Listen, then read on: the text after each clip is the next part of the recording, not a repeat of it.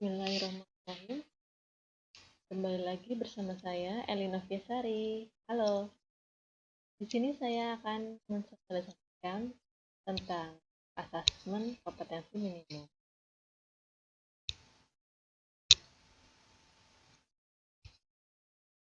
Pokok-pokok kebijakan Merdeka Belajar. Yang pertama ada ujian sekolah berstandar nasional atau USBN. Ujian nasional atau UN. Rencana pelaksanaan pembelajaran atau RPP.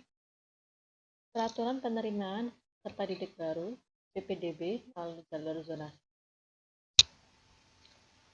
Untuk perubahan ujian nasional, kita lihat saat ini materi UN itu terlalu padat, sehingga siswa dan guru itu merasa cenderung menguji kemampuan konten dan kompetensi penalaran.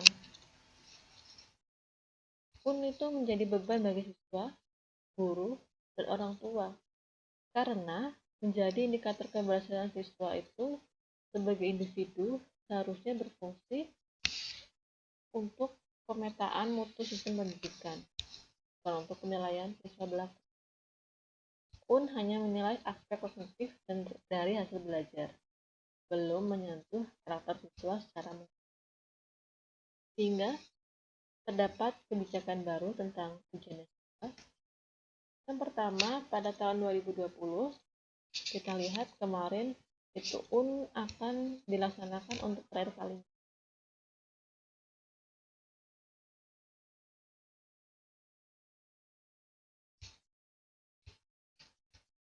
Dan pada tahun 2021, UN akan diubah menjadi asesmen kompetensi minimum dan survei karakter, di mana mencakup 3 kemampuan. Untuk KKM, ada kemampuan literasi dan kemampuan numerasi. Sedangkan untuk survei karakternya dilakukan karakter serta didik.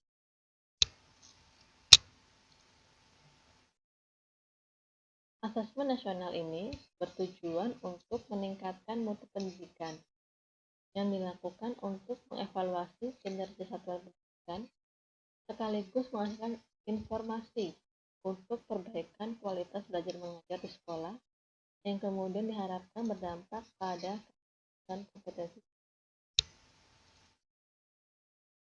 Asesmen nasional dirancang untuk memotret mutu input, proses, dan hasil belajar yang mencerminkan kinerja sekolah sebagai umpan balik berkala yang objektif dan komprehensif bagi manajemen sekolah, dinas pendidikan, dan Kemendikbud.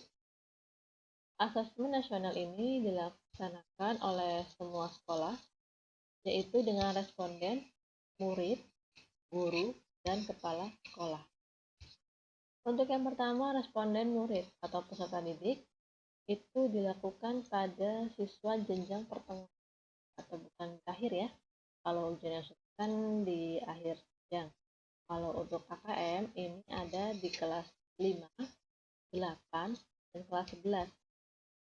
Maksimal responden untuk siswa SD itu ada 30 murid. Sedangkan untuk siswa SMP dan SMA itu ada 45, di mana responden siswa ini akan nanti dipilih secara acak oleh Kemendikbud untuk menjadi responden. Tes dan kuesioner dari siswa ini diadministrasikan menggunakan komputer dalam kondisi terawasi. Yang kedua ada responden guru, baik guru SD, SMP, maupun SMA. Yang menjadi responden guru ini adalah yaitu semua guru, di mana untuk administrasi guru ini nanti dilakukan selama 2 minggu selama mengisi kuesioner.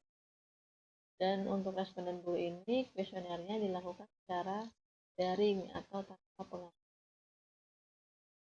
Kemudian ada responden dari kepala sekolah, baik kepala sekolah SD, SMP maupun SMA. Semua kepala sekolah itu menjadi responden nanti. Sama seperti guru, di mana kepala sekolah ini diberikan waktu selama 2 minggu untuk mengisi kuesioner dan dilakukan juga secara mandiri. Asesmen nasional, ini tadi kita lihat ada 3 responden ya, ada siswa, guru, dan kepala sekolah. Untuk siswa, nanti ini akan dilakukan penilaian AKM literasi numerasi. Nah, ini akan bertujuan untuk mengetahui hasil belajar dari siswa. Kemudian dari dilihat survei karakter, ini nanti untuk melihat hasil belajar sosial emosional. Sedangkan untuk responden guru dan kepala sekolah, ini untuk mensurvei lingkungan belajar, di mana nanti akan mengacu kepada karakteristik, input, dan proses pembelajaran selama di sekolah.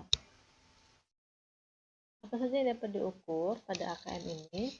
Tadi sebelumnya, pada slide sebelumnya sudah ada gambaran ya, ada kemampuan literasi, ada numerasi, dan survei karakter.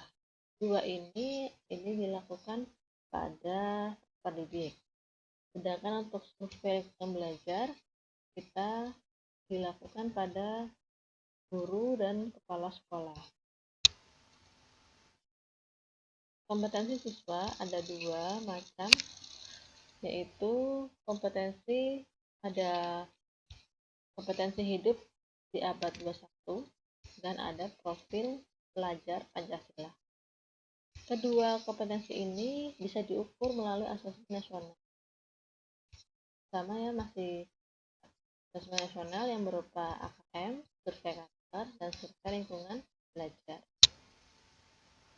Untuk kecakapan abad 21 ada 3 komponen, yaitu kecakapan belajar dan berinovasi, kecakapan menggunakan teknologi informasi, kecakapan hidup untuk bekerja dan berkontribusi pada masyarakat. Ini semua nanti yang dilakukan berdampak pada peserta didik ya. Kemudian untuk profil belajar Pancasila ada 6 komponen.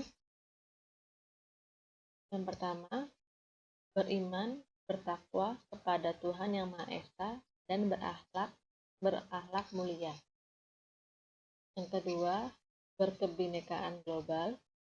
Yang ketiga, ada gotong royong. Yang keempat, kreatif. Jadi sesuatu harus kreatif ya. Bernalar kritis dan mandiri. Apa sih manfaat asesmen nasional?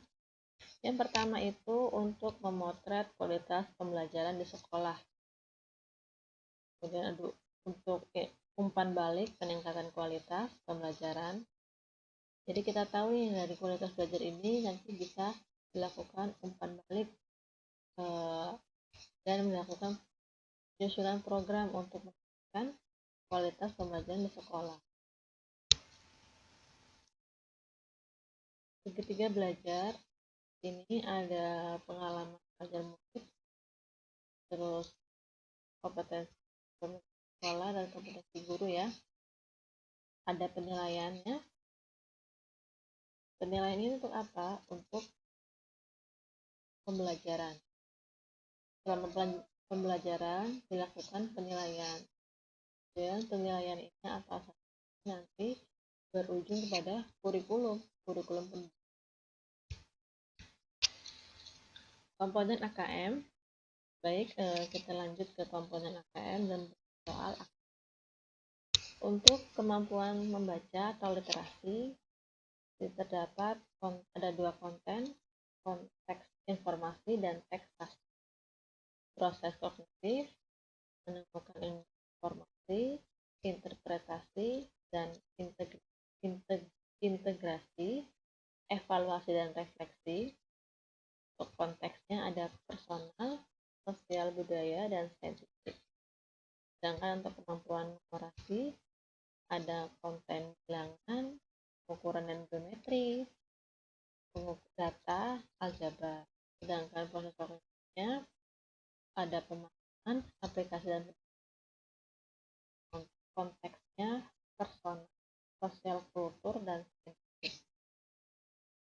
Untuk bentuk soal AKM, sini kita lihat ada bentuk soalnya objektif ya. Objektif itu ada bisa pilihan Kemudian untuk bentuk soalnya ada bentuk soal objektif dan non objektifnya seperti soal ganda, tulis ganda kompleks, jawabannya dari jodohkan dan isi ada soal objektif berupa soal kriteria peserta asesmen nasional seluruh pendidikan dan oleh pendidikan ya baik SD, SMP maupun tidak semua murid. Kita lihat itu dipilih secara acak oleh pemilihan sampel secara acak ya benar ya, terus diambil ya, kalau tingkat terakhir jadi ada kalau SD kelas 5, SMP kelas 8, kelas setiap peserta itu nanti tes literasi numerasi dan survei lingkungan. Jadwal pelaksanaannya ternyata ada 2 hari. Jadwal pelaksanaan tadi ada 2 hari ya, hari pertama dan hari kedua. Dimana untuk yang SD itu hari pertama tes literasi dan survei karakter. Tes literasinya 7 menit, survei karakter 20. Hari kedua ada tes numerasi dan survei lingkungan saja. Untuk SMP dan SMA masih survei literasi dan survei kedua ada tes dan survei. Tapi waktunya berbeda, lebih yang beda.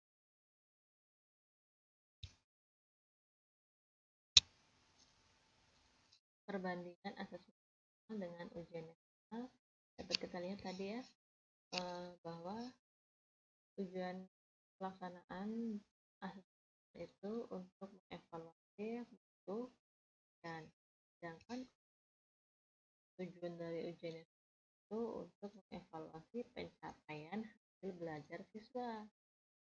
Jenjangnya sama ada dari SD, SMA, level siswanya yang berbeda. Nah tadi kalau dari kelas 5, 8 dan 9 dengan ujian itu pada tingkat akhir ya. Yang subjek siswanya kalau asesmen itu nanti dipilih secara ya, sedangkan ujian nasional dipilih semua siswa harus mengikuti ujian. Model soalnya ada 3, yang teks, ujian singkat dan sedangkan pilihan ya, ada ujian ada isian juga untuk jenjang SMA. Sasaran pendidikannya kompetensi literasi, numerasi, serta kualitas dan izin satuan pendidikan. Kalau sasaran ujian ini penguasaan terhadap pelajar. Metode penilaian ini adalah computerized multi-stage adaptive testing. Sedangkan untuk ujian nasional ada metode CBT, computer based atau paper based test. Baik, kita sebut pembelajaran berbasis kompetensi atau pembelajaran berbasis konten. Yang pertama, kalau untuk pembelajaran kompetensi berpusat pada kebutuhan, belajar untuk memahami konsep, menunjukkan kinerja dengan menerapkan konsep, pembelajaran terkait dengan konteks orientasi pada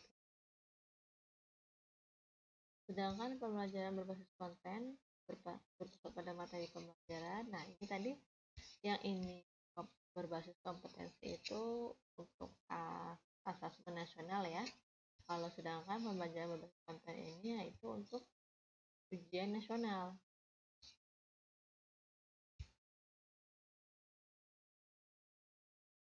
Ini tadi peserta asesmen adalah seluruh satuan pendidikan, namun tidak semua siswa. Siswanya, siswa pelaksanaannya tadi berbasis komputer adaptif. Untuk pelaporannya tidak untuk individu siswa. Jadi nanti pelapor itu bukan mengenai siswa itu bisa ataunya, tapi tujuan pada level sekolah daerah. Nanti diketahui level sekolah ini pada grade keberapa.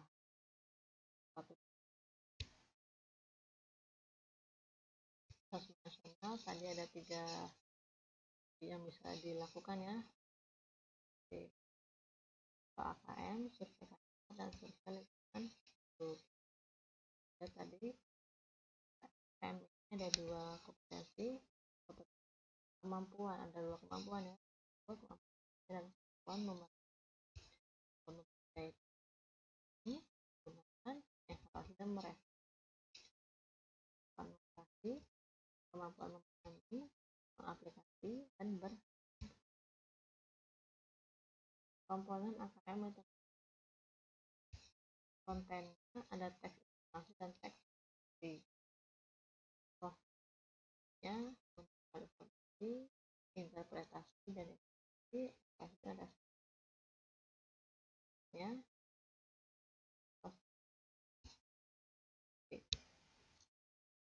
Sedangkan untuk kemampuan numerasi, kontennya itu konten bilangan, pengukuran dan geometri, konten data dan kemudian, dan konten aljabar. Proses kognitif ada pemahaman, penerapan, dan penalaran. Konteksnya personal, sosial budaya, dan sains. Hasil AKM dilaporkan dalam 4 kelompok yang menggambarkan tingkat kompetensi berbeda.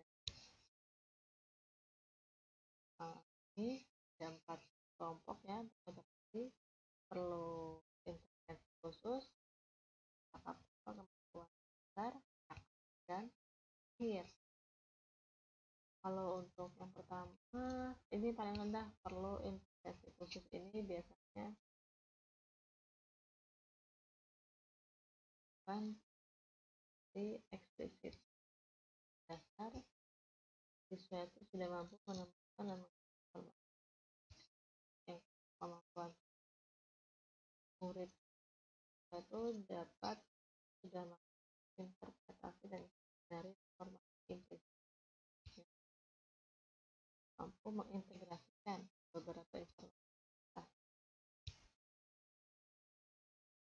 Kemampuan ini ada 4 kelompok. Pertama,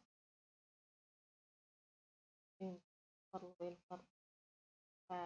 intervensi ya. Intervensi itu detailnya murid hanya memiliki kelompok besar,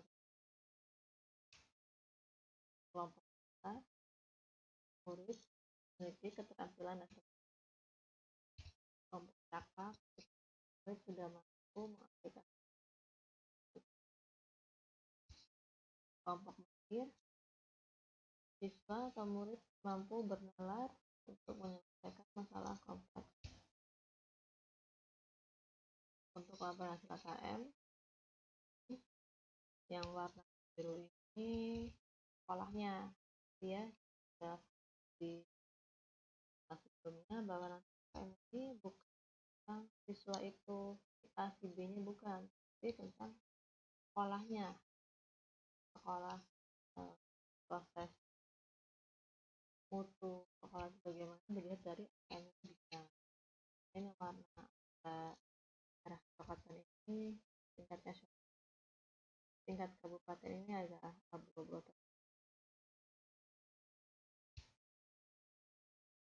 Rancangan tindak lanjutnya di AKM dilakukan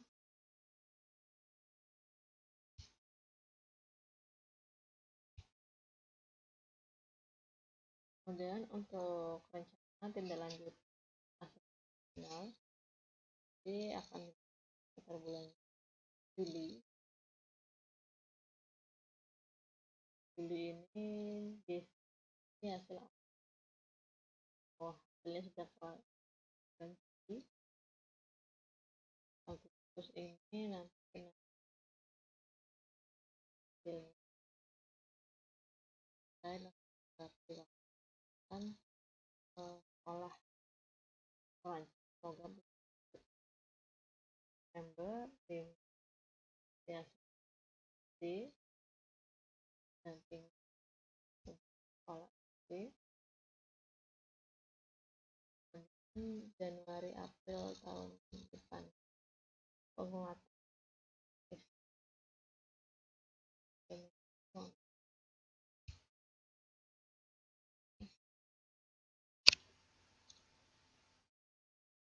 terima kasih yang sudah